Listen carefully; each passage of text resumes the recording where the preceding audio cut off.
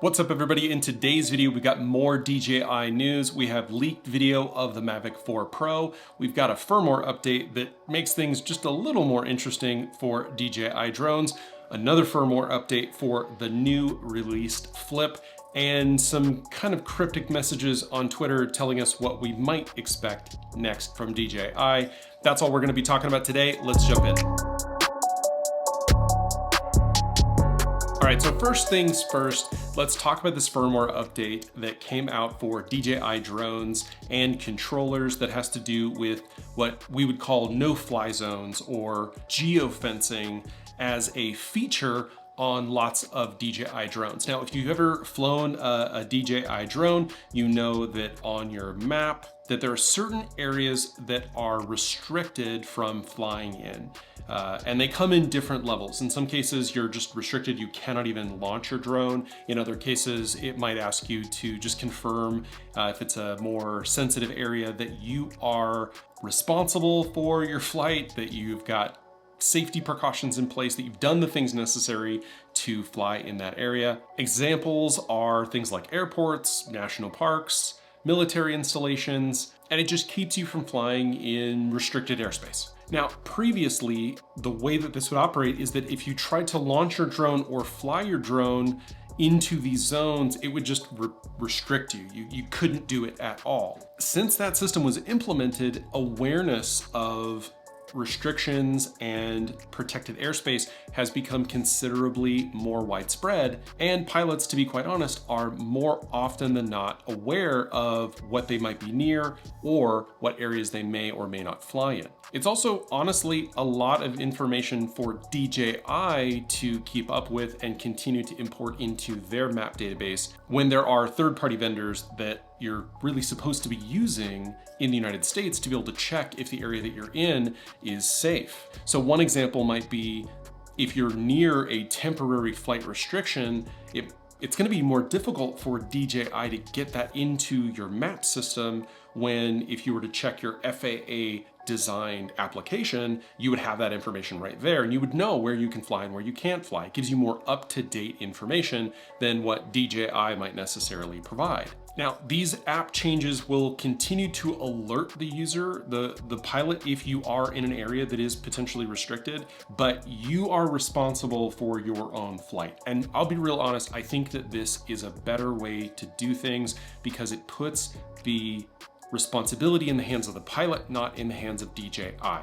They can't potentially be held liable or responsible if a pilot does something stupid and says, so if a pilot tries to do something stupid and then wants to go back later and blame DJI that, hey, they didn't show me or tell me, that's not their responsibility. You're the pilot, you should be the one looking this information up, and I support this change. There have been some people on the interwebs that have claimed that this change is somehow connected to the recent issues that DJI is having with the United States government, with the FCC, the FTC, and the Commerce Department here in the US, or the DoD here in the US, and that's just not true. These changes have actually been in the works for quite some time. They've been announced, and they've already actually been implemented in Europe. So pilots, fly safe, check your apps, don't fly into stupid stuff, don't fly around airports, and don't fly around emergency situations like fires. Next, speaking of firmware updates, we have an update to the DJI Flip. This drone just came out, but some of the features still needed to be kind of rolled out via firmware update.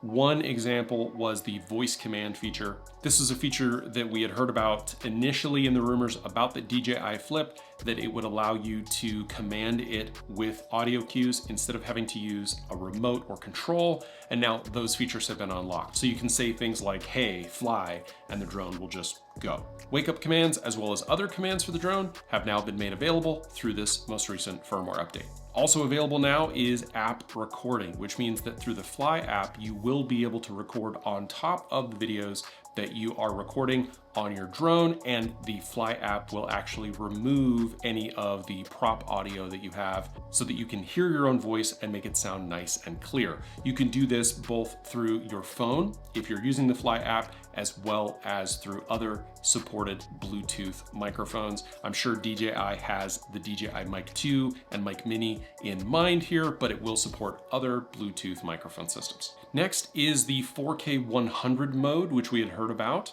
So the ability to record at 100 frames a second and slow that footage down to whatever your timeline appropriate would be, 30, 24, 60, to be able to get smooth slow-mo 4K out of the DJI Flip.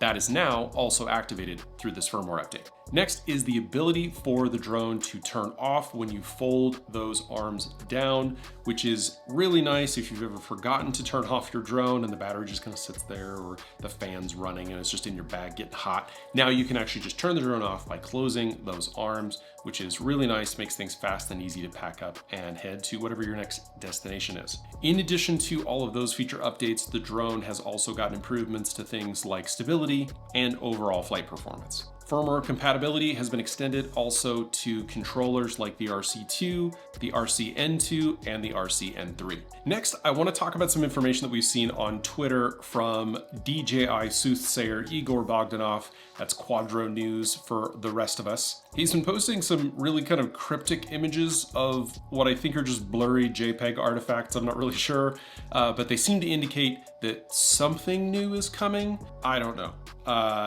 Some other folks in those threads have tried to put together his, I guess we call it a riddle. I'm going to assume that DJI is not going to be releasing a PlayStation, because that's what those icons make me think, but perhaps potentially a camera of some sort. But literally, while I was recording this video, Igor Bogdanov went ahead and told us that the correct answer was found, and it is the DJI RS4 Mini, with the triangle being the tripod, the square being the screen, and the circle being, I don't know, it's gonna spin around a lot. But that doesn't mean that we might not also be getting a mini action cam and potentially a Osmo 360 here in 2025.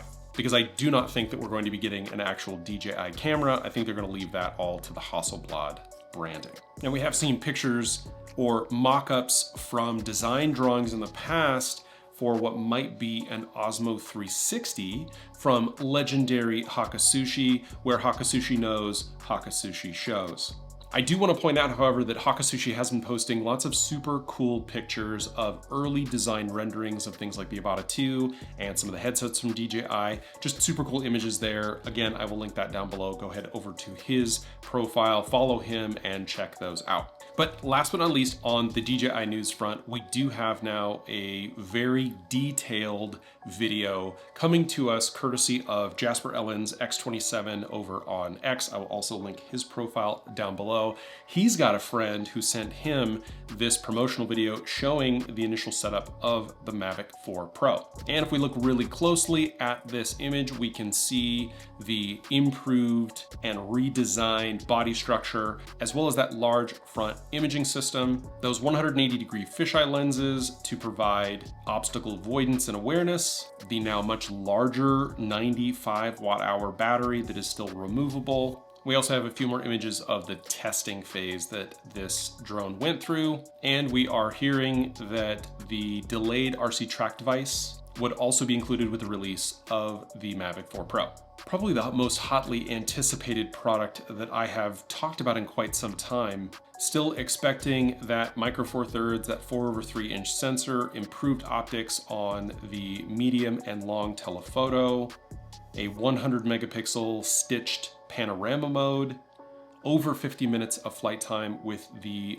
much larger battery, 2 terabytes of onboard storage for the Cine version, and 512 gigabytes of onboard storage for the Pro, improved transmission with OcuSync 4 Plus, potentially going well above the 20 kilometer capability, as well as the potential for a late February or early March announcement. My birthday is coming up. Anyway, that's it for the DJI news. Don't forget about my Instagram giveaway. I'm giving away a ton of gear. Get the info on that by watching this video right here.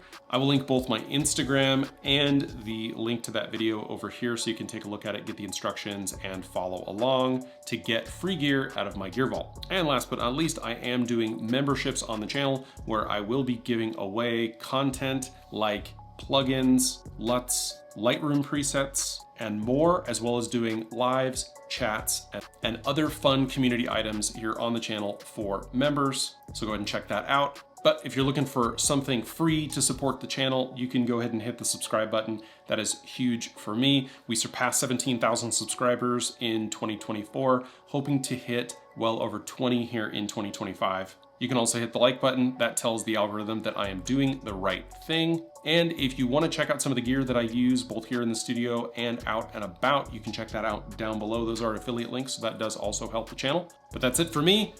Fly safe, and I'll see you in the next one.